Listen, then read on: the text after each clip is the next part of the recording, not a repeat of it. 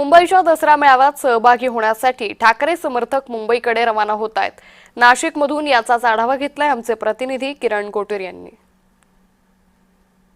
मुंबईमध्ये होणाऱ्या उद्धव ठाकरेंच्या दसरा मेळाव्याला मोठ्या प्रमाणात नाशिकमधून ठाकरे गटाचे स्थानिक नेते आणि पदाधिकारी मुंबईकडे जात आहेत। अशा पद्धतीने ढोल ताशांच्या आवाजात हे सगळे लोक मुंबईकडे रवाना होणार आहेत। आज उद्धव ठाकरे हे काय बोलणार त्यांचं भाषण ऐकण्यासाठी हे सगळे कार्यकर्ते पदाधिकारी उत्सुक आहेत। ढोल ताशांच्या आवाजात काही वेळानंतर हे सगळे शिवसैनिक मुंबईकडे रवाना होणार आहेत। हे मोठ्या प्रमाणात गाड्यांची जी व्यवस्था आहे ती गाड्यांची व्यवस्था करण्यात आलेली आहे।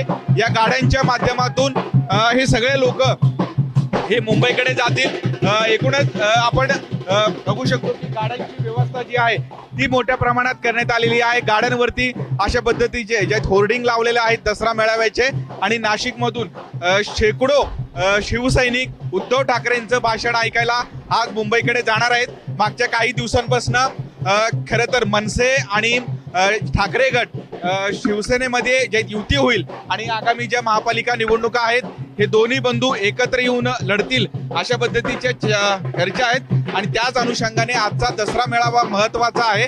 आज या मेळाव्यामध्ये उद्धव ठाकरे आगामी ज्या निवडणुका आहेत त्या निवडणुका संदर्भात काही घोषणा करतात का याची उत्सुकता सगळ्या या स्थानिक शिवसैनिकांना आहे। त्यामुळे नाशिकमधून आज उद्धव ठाकरेंचं भाषण ऐकण्यासाठी मोठ्या प्रमाणात स्थानिक नेते आणि शिवसेनेचे पदाधिकारी हे मुंबईकडे निघालेले आहेत।